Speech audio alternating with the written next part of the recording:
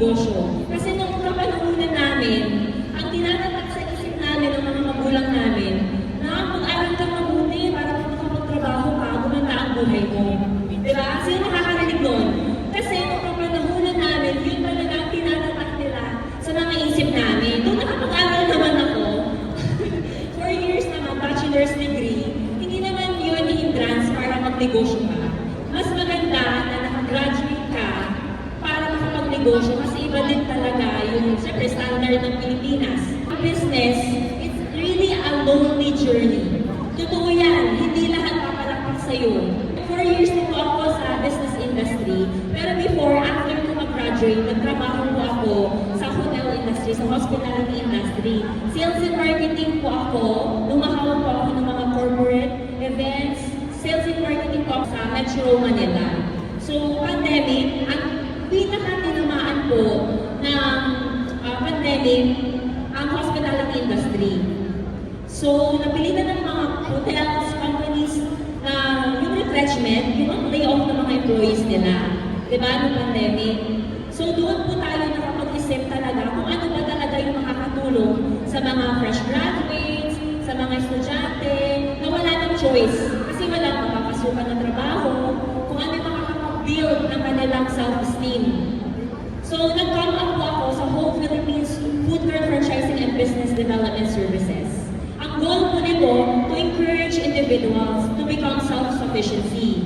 Kasi naniniwala ako sa idioms, I have a favorite idioms, give a man a fish and you feed him that day only.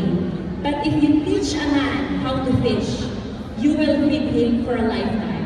Whole Philippines Food Cart Franchising agenda is to empower individuals to have that skills for their self-sufficiency. So, meron kaming different packages.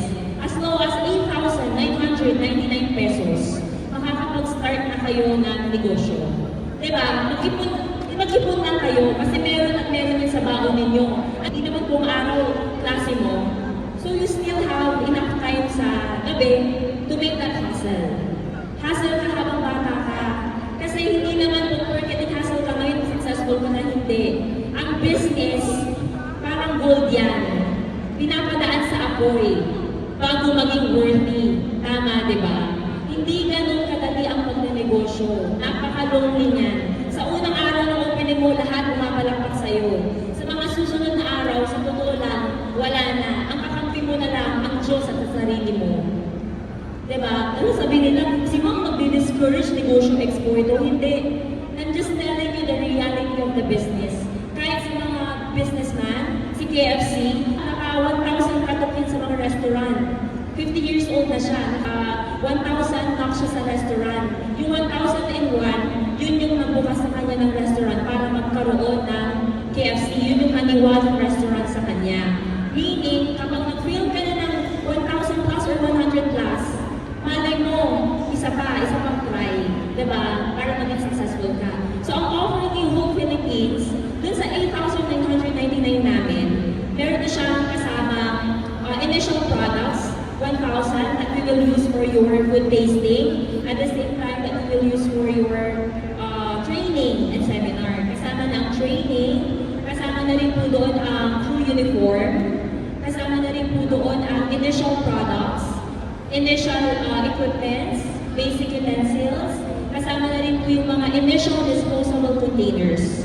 Tingnan ninyo yung may tutulong sa inyo para humakbang ng unang beses. Kasi ang pinaka-nakakatakot, yung pinaka-unang hakbang sa pagnenegosyo. So, Hope Philippines, nandito kami to guide you. So, after siguro mga isang buwan, 2 buwan, or isang taon, marami ka ng mga ideas.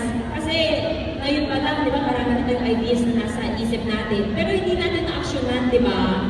Kailangan natin ng helping hands.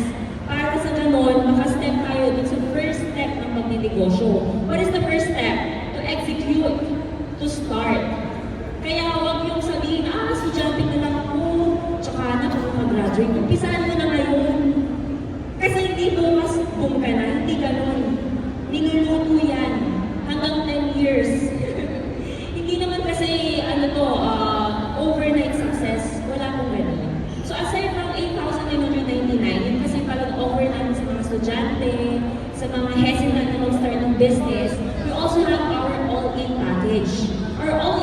which is 39,000 pesos. Naka-promo siya ngayon ng 40% kasi before that, 65,000. So ang kasama nun po ang food cart. If i-visit po kayo dun sa booth namin, sa Hope Philippines, dyan lang po sa tapat mismo ng RCBC, nandun po yung sample food cart ng 39,000. Kasama na po doon ang training ng mga staff ninyo o kayo, training ninyo, kasama na po doon. Kasama na rin po ang blue uniform, kasama na ang mga basic utensils, basic equipments, basic or initial disposable containers, kasama na rin po doon. At the same time, kasama na mga tarpaulin, marketing assistants, kasama na po doon. Some of the franchisors have their royalty fee, pero kami wala pong royalty fee. Hindi po kayo nakatali sa amin forever. Ang agenda ni Hope, para matulungan kayo mag-umpisa. Kasi ang royalty fee, yun yung sinisingil ng mga franchisors, ng mga franchisee nila every month. Kasi ginagamit nyo yung pangalan nila at yung sistema. Pero hindi. Ituturo namin sa inyo yung sistema namin, sistema ng bawat produkto namin. Depende na lang kung kailangan nyo pa yung tulong namin. So hanggat kailangan nyo ng tulong namin, during the journey, nandito kami to guide you through your journey. Ang pinaka-ano kasi dyan, yung sistema ng negosyo. Kasi pag na-master mo na yun, okay na ang flow. Tapos, ma'am, bakit mahina ngayon? Magkakaroon tayo ng strategy. Pwede mo kayong puntahan, pwede nyo kong puntahan. Training lang kayo ulit. Walang charge yun. Kung text nyo lang ako, ma'am, at kasi ganito, ano kaya pwede natin gawin? Diba? Mas matututo pa ako sa inyo kasi we have to solve problems. Pag negosyante ka, diba, minsan may mga times na medyo pag-gising mo lang umaga, medyo tinatamad ka. Ganun din sa pag-aaral, diba? Medyo tinatamad ka, medyo parang ayoko na. Hindi. Pick up yourself. Mamaya na yung emosyon.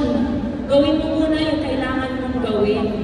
Kasi ang unang-unang kalaban mo sa pagnenegosyo, yung sarili mo, yung mindset natin, unang kalaban natin yan. Kasi ano ba naman yung sasabihin ng ibang tao, hindi naman ikaw yun, pwede mo hindi pansinin. Pero, kung naapektuhan na yung emotions mo, yung pag-iisip mo, doon na nalulugi yung negosyante, doon na nawawalan ng apoy sa sarili, doon na siya nawawalan ng pride. So si Hope Philippines, pwede nyo kami kontakin anytime. So kung franchising namin kayo, kung may problema kailangan solusyonan, mag-strategic planning tayo. Walang problema doon. Wala kaming laban sa malalaking mga kumpanya ngayon. Pero naniniwala ako sa agenda namin, sa purpose ng negosyo, na magkaroon. Kasi ang vision namin, to build an army of entrepreneur. Kasi through entrepreneurship, to business, we can also help the Philippines. We can also help our country. Through this business, we're giving employment to the jobless. We can also help to the economic growth of our country. Tama, di ba? So through the business, nakakatulong tayo kasi magbabayad tayo ng mga taxes, proper taxes, mabibigyan natin ng mga trabaho, yung mga individual na wala. Tapos nakakapagbigay pa tayo ng mga tips, marketing strategies sa mga hindi. So pag magnenegosyo kayo, isa lang, ang tip ko sa inyo, kung anong purpose. Dapat may purpose na maganda yung gagawin yung negosyo. Wala ibang maniniwala sa inyo, yung sarili nila. Sa 39,000, we have a lot of concepts. Very unique po yung mga concept natin. We have Korean food cart concept. We call it Samgyu Express. That's Korean concept. That's on-the-go food. Talagang patok yun sa mga negosyante. We also have the Viva Mexicano, Mexican food concept. We also have Mediterranean foods. That's Mediterranean concept, which is kebab. We sell biryani, basmati, only 39,000. We also have yung mga the usual coffees, milk tea, fried noodles. Doon po yung mga 39,000 natin. So, yun lang ang agenda ni Hope Philippines.